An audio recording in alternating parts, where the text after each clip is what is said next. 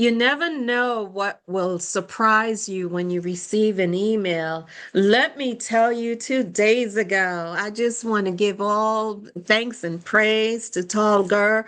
Hopefully, I'm pronouncing his name right. But he is the founder of Elevate Society, speaker, author. He wrote uh, he wrote a review for this show about this life. Oh my goodness, my eyes were sweating. It was marvelous. Listen, this is Anne Marie, host of About This Life. About This Life is about having vulnerable conversations following a transformation. I am so happy to be with this morning my long-term friend, Miss Marilyn Barber. Hi, Marilyn. How are you? Good morning. Hi, how are you?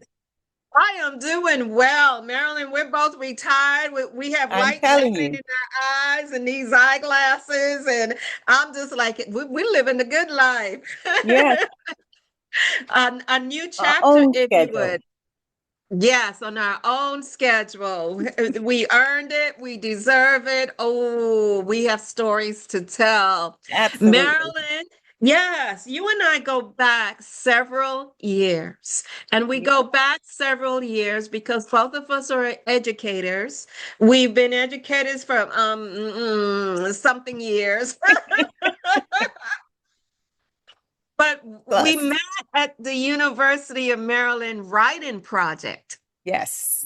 And you want to say something about that writing project? Oh, it's been wonderful. I keep coming back for more and more, even after you're taking the course, because it makes you reflect on your writing as well as you teaching writing to your students. It really makes you think about how to generate thought from to readers and to make sure your message is being delivered. Yes. Absolutely. And in terms of, we've both of us, Marilyn, you and I, have been literacy leaders in our county for a long, long time. Oh, Not yeah. only teaching students, but actually teaching adults as well in terms of how to bring this into into the classroom, how to bring literacy. And you served in for a couple of leadership positions too. Yes. So combined, combined, we good. We We're have doing some good. Yes. experience Had a world of experiences and still learning and still learning. and still learning. And today we are together, Marilyn, because both of us so happen to have written a book. Yes. So, first of all, I'm going to take off my glasses because I'm looking at the shine in my eyes. I see shine in your eyes too. Is this There better? we go. Those Like glares I that can see come from that. the computer Yeah, reflected back. This it is one of does, those doesn't it? moments. Mm, mm-mm. Yeah, Yeah. so that is much better. So, Marilyn, you've written a book, I've written a book, and I just want to thank you. And I'm honored that you agreed because this morning we're here to talk about the books that we have written. Yes. So, as a host, I'm going to let you go first. Okay. So, Well, tell us the title of your book. What inspired you to write this book? it actually started out as an essay in our class that we were asked to write a personal experience that we had growing up. And that's how I started. Then after writing it, I just said, oh, this could be a book. So the title is A Journey of Sacrifice and Determination. One, our Saturday music lessons at Peabody Preparatory. So it is a memoir of growing up, a true story, and taking lessons at the famous Peabody Preparatory School of Music in Baltimore. And this is in the 60s. So at that time, we would take a bus the number 8 bus downtown to Baltimore to take our lessons on Saturdays. And our mom would Okay, go so with hold us. on for a moment because I Yeah. want to get into some of the history of the Piedmont Conservatory, right? Oh, sure, And Peabody. and what you mentioned in the 60s, and I'm going to go there right away. Yeah. How did they treat Black folks in the 60s at the Piedmont? Well, that's where we were dealing with the civil rights era just beginning.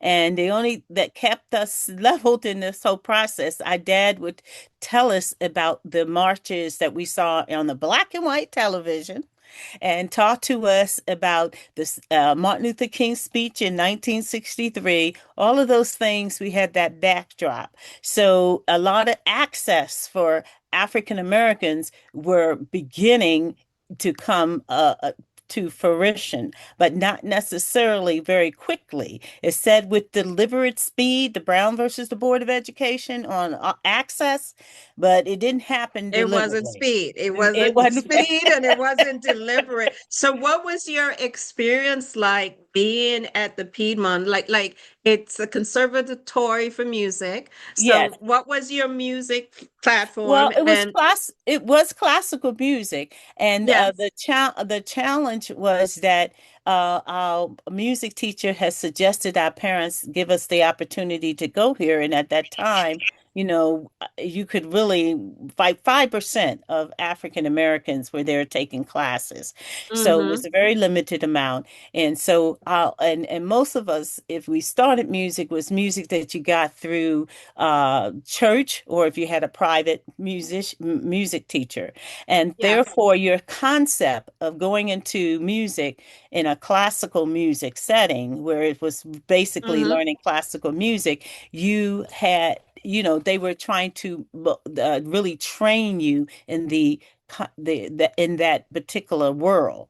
So Okay. yeah, So one of the things that I'm hearing you saying, and forgive me for no, interrupting this you is fine. because I'm trying to get to there's a conflict there that I'm hearing. And let Right, me tell you what I'm hearing, because we have the burgeoning of the civil rights movement, but right, also something that's going on is that we know the history of the Black church in right, terms of where right, we get our music from, right. but then we want to bring in this classical um, element to it. And what are some of the challenges that you went up against while you were at the Piedmont? So when you had practice your music, and I know my sister was very creative because we talk about both of us taking, we had different music teachers. Music teacher would say, you can't add that little part in there, a little melody to go with the after she learned it Mm-hmm. because she was good for doing that. Where and the other part you had to do it exactly like the piece was with the right tempo. And so they were very adamant about that piece. And so it at the same time, we took music theory classes where we learned about the theory of music.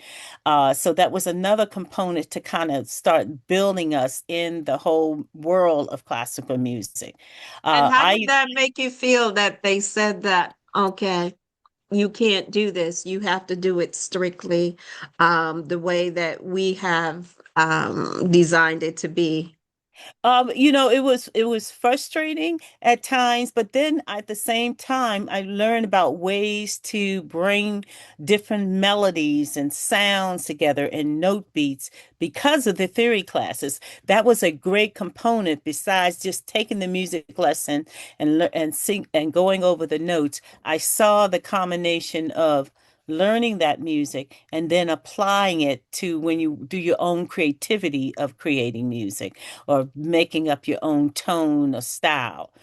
And so that part I could appreciate, but doing the drill of learn this particular note pattern, finger locations on the keyboard, keep your fingers on, use this finger, not that finger Mm-hmm. as you go across the keyboard. All of that was building discipline. And the more you practice, of course, the better you got at it. So the music teacher we had would know if we did not practice enough. She would bring that kind of point up. She would bring that point up. So I have a question for you because one of my favorite artists of one of my favorite artists, and I love him, I love him, I love his wife as well. John Batiste. Oh, yes, yes. He's a John good Batiste. example. He is a good example. John Yes, Batiste, oh my God, coming out of New Orleans, coming out of Louisiana, went to Juilliard, and yes, he has merged and made classical music accessible yes, to contemporary modern day interpretations. yes, And it's like the music takes you on a different level. So absolutely. when I listen to his music, I see the transformation because you and I grew up at a time where um You didn't go uh, against the grain. yeah, you didn't go against the grain, and it wasn't like we were listening to classical music. Right, We thought that was for those folks over right, there. It wasn't ours to take hold of. right. Okay, so Yeah, what do it's you a reflect on that in terms of music for us to take hold of?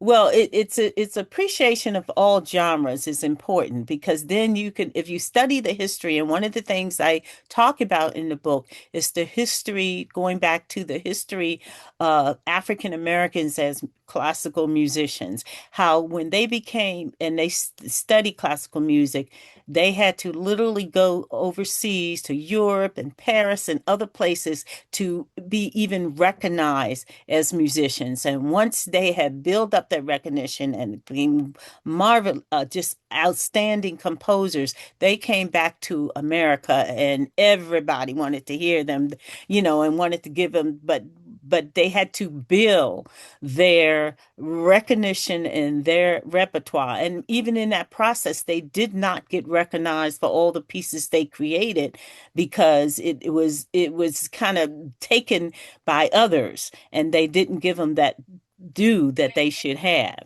They didn't And receive the credit. They didn't receive. exactly. Exactly. It really and actually see Peabody is now owned by John Hopkins. And the reason I bring this up, in the switch, a lot of the information about those who attend there, because I did background research to see who were the blacks that went in the 60s or even the 50s. And a lot of that information was misplaced or lost for some Of reason. course.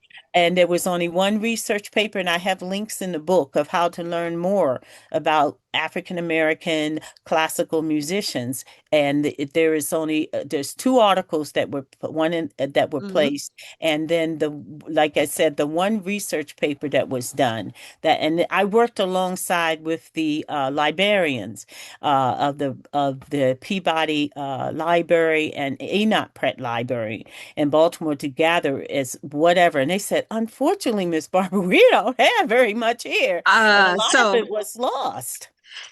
My law. sister has her diploma. She was the first one that graduated with a Peabody Preparatory degree, first African American in piano, and the very first African American ballet. Lita Fuller graduated from there. She went on to Goucher College with us. So that we have our. I don't have a diploma because I went on into choir performance. I didn't actually graduate, but she did receive, and she has a diploma to show for that. So that's something we're going to add into a book. As you write a book, you think, oh, I could add this and that. I But could I add think, that because yeah, that's significant because so much of the history was yes, deleted and yes. not recognized. Is there a small excerpt that you would like to read or like to share with the audience? Just a little bit. Um, Yes. And I let's see. Um okay. and as I had mentioned, part of it goes into th- this book actually tells a story of African American family determination to provide their two girls with classical piano lessons at the finest musical institution in Baltimore. Indeed, this was a rarity because back there then in the 60s and 70s, there were not many blacks. They actually recorded was about 5% of blacks that actually Mm, studied. Many, if they went, they didn't stay because cost was also a problem to attend. And so this is how, and in the book, you learn about the civil rights movement because we used to go uh, after our classes on Saturday down to the Woolworths downtown Baltimore. And again, our parents talked to, showed us the history about Woolworths and how you could not eat at the counter. So how proud you should be to come and sit on those red chairs and have your lunch. So that's the part I put in there. And then the Woolworths March songs, and I put in resources for children and parents. This is a family affair book because you family can Mhm. together read it and learn about a true story and learn about how African Americans in the musical world had thrived, and also how we continue to are determined to be just never give Yes. up on your goal. You mentioned Woolworth, and let me tell you, that is a store that just has a lot of history. Can you mention the title of the book one more time for our Sure. listeners? It's a journey of sacrifice and determination. Saturday Okay. music lessons at Peabody Preparatory. Okay. Thank you so much. You're Thank you welcome. for sharing what you have poured out in terms of your heart. And I know that you co-authored this book with your sister, so Claudia. So thank you, Marilyn and Claudia. You're At welcome. this, oh, my pleasure.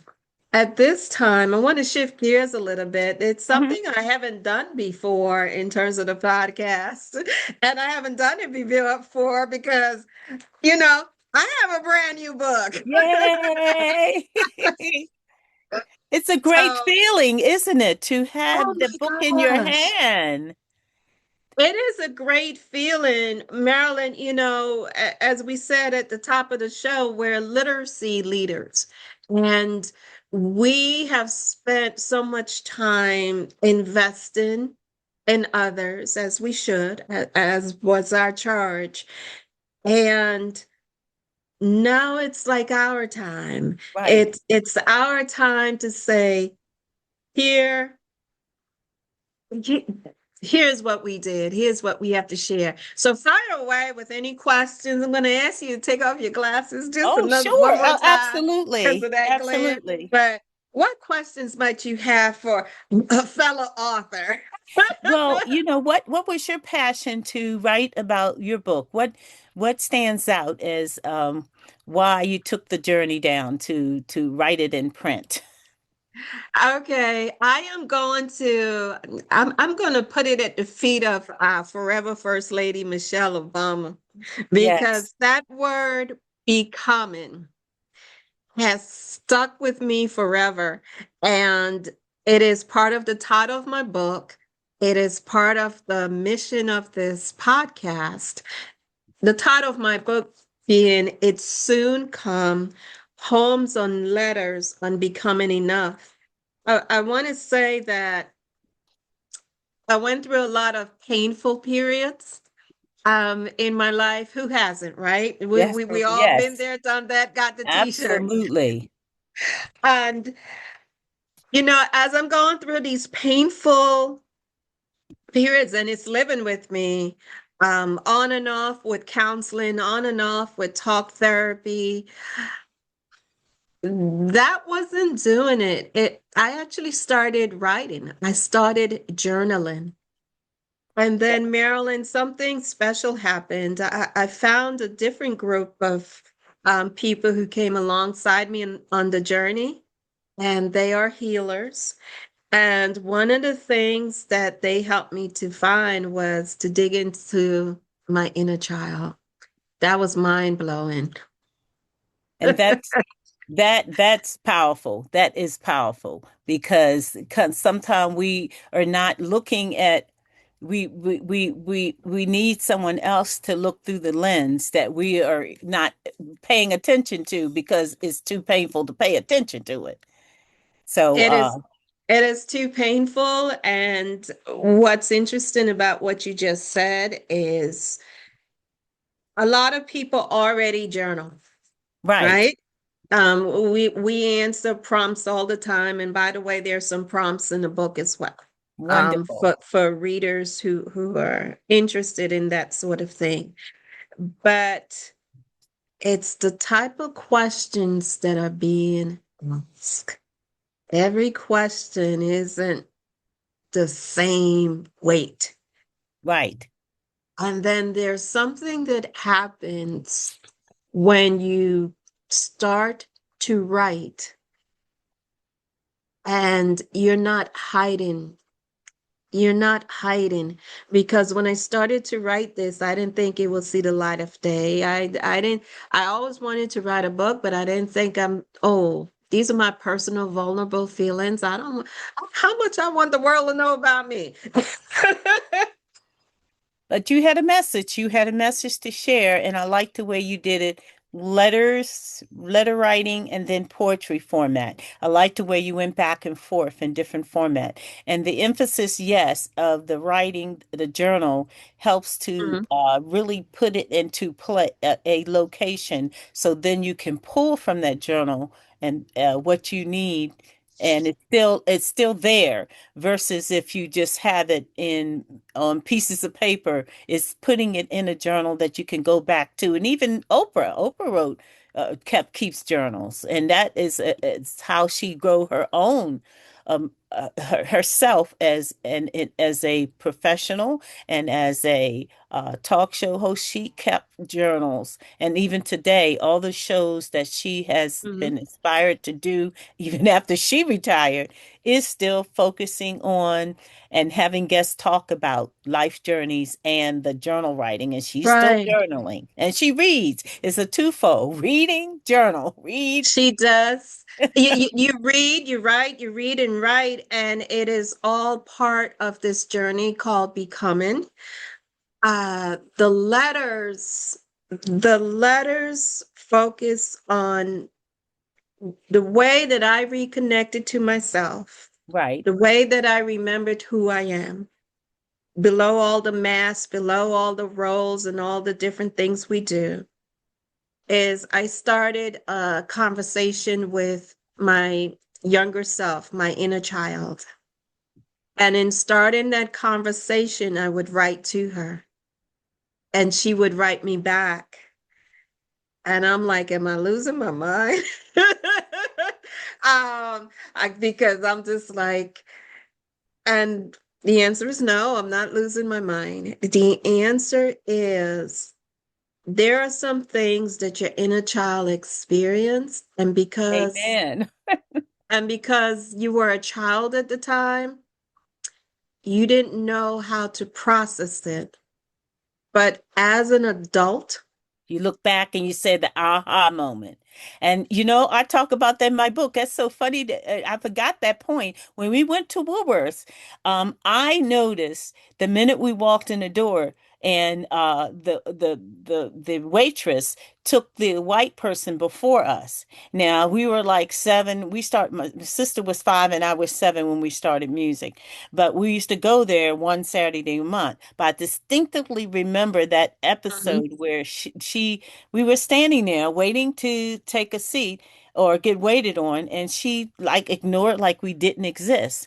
Now, when I was getting the editing done of my book, one of my the editor says, "Well, I was hesitating whether to actually put that part of the excerpt in the book." I said, why? "But it's true." I said, "It's true. It really happened, and kids do are impacted by what they see during their lifetime. It's really something that impacted me that I remember that." And other incidents when we go down south to visit our relatives, I remember situations of where we didn't get waited on right away because of our color.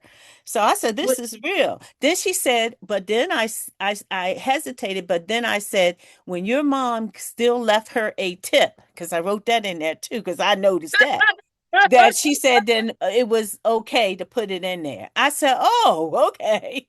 But I was going to put it in there anyway. So you meet nasty with kindness. Yes, and my mom, You and really, and she was saying to herself when she was reading through my memoir, she says, your mom just generated that part. She was also showing a lesson of no matter how you confront racism, you do it with a smile. When you have to choose your battles, and that was not a battle to. And our mom also trained us. You don't talk out of turn. Because we could have said right there, "Why, mom? Why aren't they waiting?" why? We were quiet. We just observed. That's the way Mm-hmm. our parents taught. You don't always, it's not, this is an adult, you don't always comment. So we were silent, but we definitely observed what was the interaction that was going on. And we definitely absorbed and felt what it means Yes. to be other, what Yes. it means to be Prior. treated as invisible. And Yes. it, Yes. it I want to be careful in saying treated as invisible because they saw us. Yeah, they saw you. That's why they treated us like we were invisible. But You know. before, many times you couldn't even go in the store. You give your order, and then you Hmm. had to wait outside until it Hmm. was ready to buy shoes or anything. There are many, if you read some of the historical books by Mildred Taylor and all the different ones, they talk about those Hmm. situations, and I got, Absolutely. they're real. They are definitely real. So we move from the societal type of trauma and pain that people of color that we carry to this day and the microaggressions. And I focus on in this book, It Soon Come, I focus on the internal challenges and transformation that we go through. And I wanted to do that because this is for the overthinkers, the overachievers, the people pleasers. When you go back to that inner child, to that younger self, that child develop a survival system. Hmm. And so let me just share some of what I wrote Absolutely. Yes. in in um in a poem. This is not the whole poem, but I'm just going to read a little bit. Like first rain after drought, softening the ground, roots grow despite the dark, hard press, but not destroyed. All magic and no agency until what was planted buds and says hello to the sun, S-U-N, and the sun, S-O-N. How do you walk away from fire and not remain ashes? Not as answer, but a light, not a plea, but as breath. Not begging to be saved, but offering what I've saved of myself. This love, hard won, honey thick. This love that tastes like becoming. This love speaks incantations in the dark Yes. until the dark itself could no longer hide the gold. And I wrote that because being invisible and people not seeing you or people not seeing your worth, your survival mode keeps saying over and over, my goodness, I've got to prove that I'm worthy. You have to be twice as good Yeah, you have to to be get twice paid as half good, as work much. You twice as heard that hard. expression? And You that heard reminds me when we bought our first house, we took our degrees to the settlement table because they Yes. it was like the lady said, "Oh, y'all went to those colleges?" I s- Mhm. yeah, and so we literally took the degrees and took them, and showed them. She said, "Oh, that wasn't necessary." Well, it didn't seem like you were believing it. Yeah, it didn't seem like you were believing it. And That's and then um the becoming part, the becoming part is when you stop doing all of that. yeah, It's like if someone's going to sit across you and not recognize the worth and the value that you bring, I don't need to convince you. I just need to move on. right.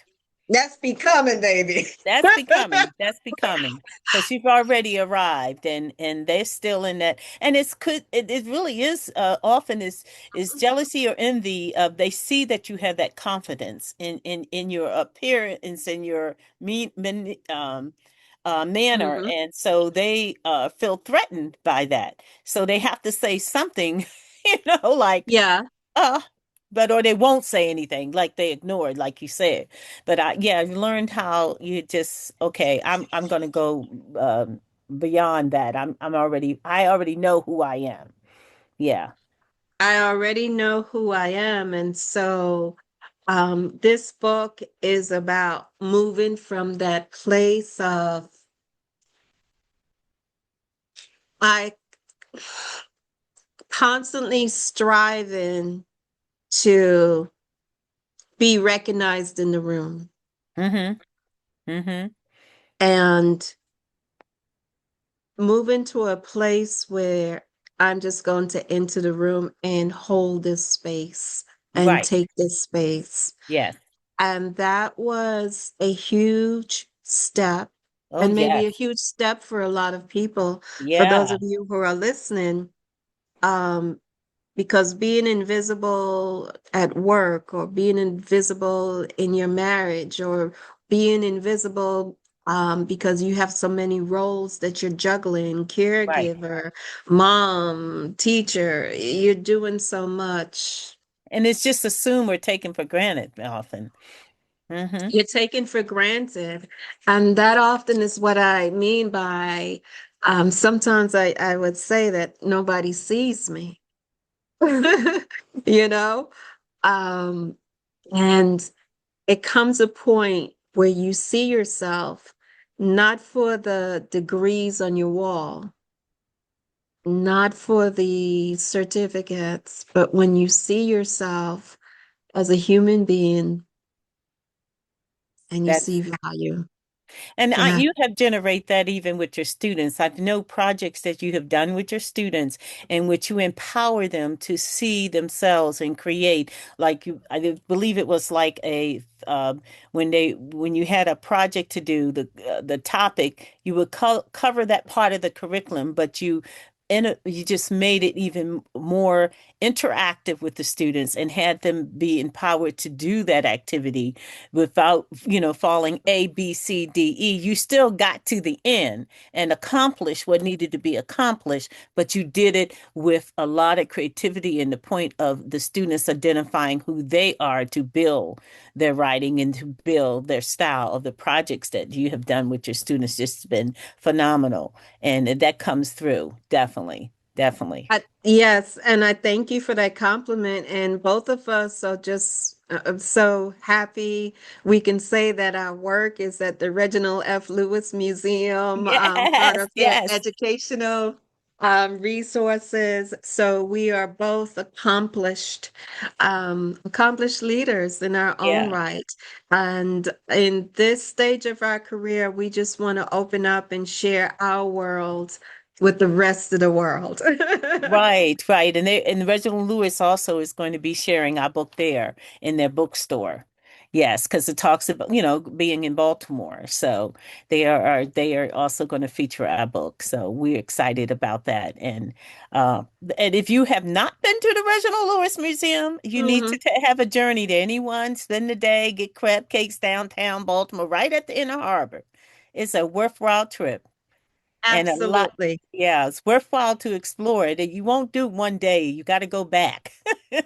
Absolutely. It has so much history there. Well, Marilyn, I want to thank you. I want to thank you for this opportunity to talk about your blessing in terms Yeah, of the book that you've written. And thank you for asking me some questions so that ab- I can speak to what it is that I would like to share with the world in terms of my book, It's Soon Come. Poems and letters on becoming enough. yes. Um, yes, absolutely. I like to end with this statement, and I want you to fill in the blank. Okay, so it's real short. I used to believe, but now I believe. I used to believe that, you know, not to speak up all the time, but now I know that now I believe that my voice need to be heard and statements have to be made because there are ears that need to hear. Absolutely. Now ask me the question and let me see if I could be as eloquent as you. I used to believe, but now I believe that, Okay. I used to believe that my story was not important, but now I believe that I'm here to help somebody find amen. themselves in a manner that I found myself. I found myself, and now I would love to help somebody else find themselves. So my story Absolutely. is important. Yes, Our it stories is. is important. Together. All right. Yes. So my guest today has been Marilyn Barber, a longtime educated friend, literacy leader in our county. And I would like to thank you about staying with us. I always extend the invitation to listeners to please go ahead and subscribe. I would love to see the numbers just rise. That's my selfish reason, my selfish ask. And it's selfish and it's selfless at the same time Absolutely. because the more subscribers we have, the greater the expansion and the greater opportunity we have to reach more people. Because as you know, people pay attention to numbers. And so help us get these messages out to a wider audience. Help us help some people. Anne Yeah, Marie, host of About This Life, where we are changing our lives one day at a time. Take care, beautiful. everybody. Yes, beautiful. Passing through the moments, moment to moment, season to season, loss to loss, love to love. Taste and see, every touch is a teaching. Every change was a calling. Every breaking open, making room. You are what you've touched, and what touched you is grace. We're in 1,000 different faces, calling you by one name, becoming. Becoming enough is a journey, a journey of transformation, the word alchemist comes into play, turning grief to gold, because oftentimes when you're in survival mode, you live with so much pain. And one of the painful things as a shy, introverted child growing up is not being seen for my value because I was invisible. Last one picked in PE, didn't sing, I can't hold a tune, didn't cook, bullied, teased, and so on and so forth. And because of all of that, I built a career, I built a life, proving my worth, built a life trying to fit into spaces that didn't invite me in. I sought connection, I sought community. And I was always sort of like, felt like I was on the outside, you know? And what helped me, what comforted me is writing. And I had to admit through the writing, I chose poetry because I'm a poet educator. I teach young people how to write poetry and dramatize it in spoken word. And the letters to my younger self, to my inner child, I realized that I want to live. I want to do more than just survive.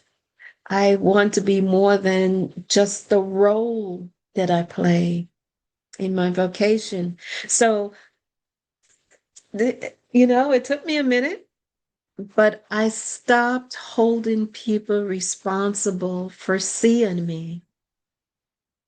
I stopped abandoning myself. I became I became enough. Yes and amen. To God be the glory. Amen. I became enough.